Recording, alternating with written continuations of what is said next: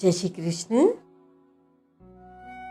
यया धर्ममधर्मं च कार्यं चाकार्यमेव च अयथावत् प्रजानाति बुद्धिः सा पार्थ राजसी। अध्याय 18 श्लोक 31। व्याख्या। यया धर्म मधर्म च, शास्त्रों ने जो कुछ भी विधान किया है वह धर्म है, अर्थात शास्त्रों ने जिसकी आज्ञा दी है और जिससे परलोक में सद्गति होती है वह धर्म है। शास्त्रों ने जिसका निषेध किया है वह अधर्म है, अर्थात शास्त्रों ने जिसकी आज्ञा नहीं दी है और जिससे परलोक में दुर्गति होती है वह अधर्म है। जैसे अपने माता पिता बूढ़े बड़ों की सेवा करने में, दूसरों को सुख पहुंचाने में, दूसरों का हित करने की चेष्टा में अपने तन मन धन योग्यता पद अधिकार सामर्थ्य आदि को लगा देना धर्म है। ऐसे ही कुआं बावड़ी खुदवाना, धर्मशाला औषधालय बनवाना, प्याऊ सदाव्रत चलाना, देश ग्राम मोहल्ले के अनाथ तथा गरीब बालकों की और समाज की उन्नति के लिए अपनी कहलाने वाली चीज़ों को आवश्यकता अनुसार उनकी ही समझकर निष्काम भाव से उदारतापूर्वक खर्च करना धर्म है। इसके विपरीत अपने स्वार्थ सुख आराम के लिए दूसरों की धन संपत्ति हक पद आदि अधिकार छीनना, दूसरों का अपकार अहित हत्या आदि करना, अपने तन मन धन योग्यता पद अधिकार आदि के द्वारा दूसरों को दुख देना अधर्म है। वास्तव में धर्म वह है जो जीव का कल्याण कर दे और अधर्म वह है जो जीव को बंधन में डाल दे। कार्यम चाकार्यमेव च, वर्ण आश्रम देश काल लोक मर्यादा परिस्थिति आदि के अनुसार शास्त्रों ने हमारे लिए जिस कर्म को कहने की आज्ञा दी है वह कर्म हमारे लिए कर्तव्य है। अवसर पर प्राप्त हुए कर्तव्य का पालन न करना तथा न करने लायक काम को करना अकर्तव्य है। जैसे भिक्षा मांगना, यज्ञ विवाह आदि कराना और उनमें दान दक्षिणा लेना आदि कर्म ब्राह्मण के लिए तो कर्तव्य है, पर क्षत्रिय वैश्य और शूद्र के लिए अकर्तव्य है। इसी प्रकार शास्त्रों ने जिन जिन वर्ण और आश्रमों के लिए जो जो कर्म बताए हैं वे सब उनके लिए कर्तव्य हैं और जिनके लिए निषेध किया है उनके लिए वे सब अकर्तव्य हैं।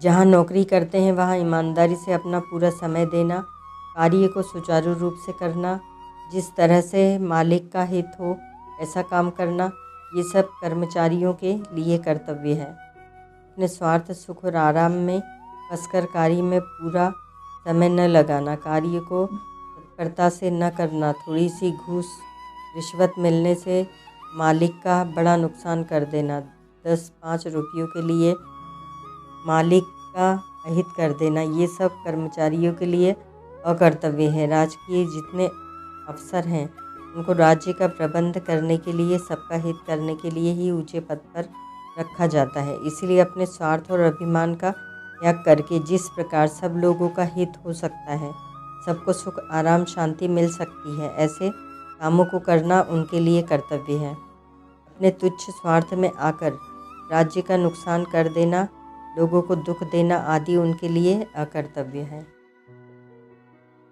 सात्विकी की बुद्धि में कही हुई प्रवृत्ति निवृत्ति भय अभय और बंध मोक्ष को भी यहाँ एवच पदों से लेना चाहिए। अयथा वत प्रजानाति बुद्धि ही सा पार्थ राजसी, राग होने से राजसी बुद्धि में स्वार्थ पक्षपात विषमता आदि दोष आ जाते हैं।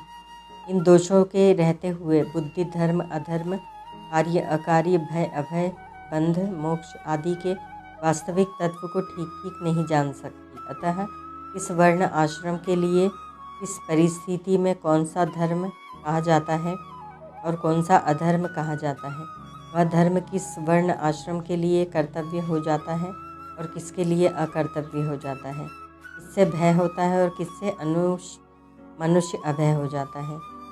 इन बातों को जो बुद्धि ठीक ठीक नहीं जान सकती वह बुद्धि राजसी है। जब सांसारिक वस्तु व्यक्ति घटना परिस्थिति क्रिया पदार्थ आदि में राग आसक्ति हो जाता है तो वह राग दूसरों के प्रति द्वेष पैदा करने वाला हो जाता है। फिर जिसमें राग हो जाता है उसके दोषों को और जिसमें द्वेष हो जाता है उसके गुणों को मनुष्य नहीं देख सकता। राग और द्वेष, इन दोनों में संसार के साथ संबंध जुड़ता है। संसार के साथ संबंध जुड़ने पर मनुष्य संसार को नहीं जान सकेगा। ऐसे ही परमात्मा से अलग रहने पर मनुष्य परमात्मा को नहीं जान सकता। संसार से अलग होकर ही संसार को जान सकता है और परमात्मा से अभिन्न होकर ही परमात्मा को जान सकता है।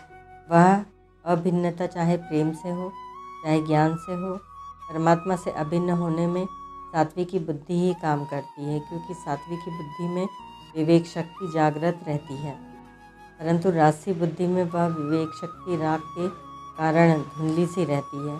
जैसे जल में मिट्टी घुल जाने से जल में स्वच्छता निर्मलता नहीं रहती, ऐसे ही बुद्धि में रजोगुण आ जाने से बुद्धि में उतनी स्वच्छता निर्मलता नहीं रहती। इसीलिए धर्म अधर्म आदि को समझने में कठिनता पड़ती है। राजसी बुद्धि होने पर मनुष्य जिस किसी विषय में प्रवेश करता है उसको उस विषय को समझाने में कठिनता पड़ती है। उस विषय के गुण दोषों को ठीक ठीक समझे बिना वह ग्रहण और त्याग को अपने आचरण में नहीं ला सकता, अर्थात वह ग्राह्य वस्तु का ग्रहण नहीं कर सकता और त्याज्य वस्तु का त्याग नहीं कर सकता। परिशिष्ट भाव, जो धर्म और अधर्म को तथा कर्तव्य और अकर्तव्य को भी ठीक तरह से नहीं जानता, वह बंधन और मोक्ष को कैसे जानेगा? नहीं जान सकता। बुद्धि रागात्मिका होने से वह इनको ठीक तरह से नहीं जानता, क्योंकि राग की मुख्यता होने से वह विवेक को महत्व नहीं दे पाता। उत्पत्ति विनाशशील वस्तुओं का रंग चढ़ने से उसका विवेक लुप्त हो जाता है। ओम तत्सत।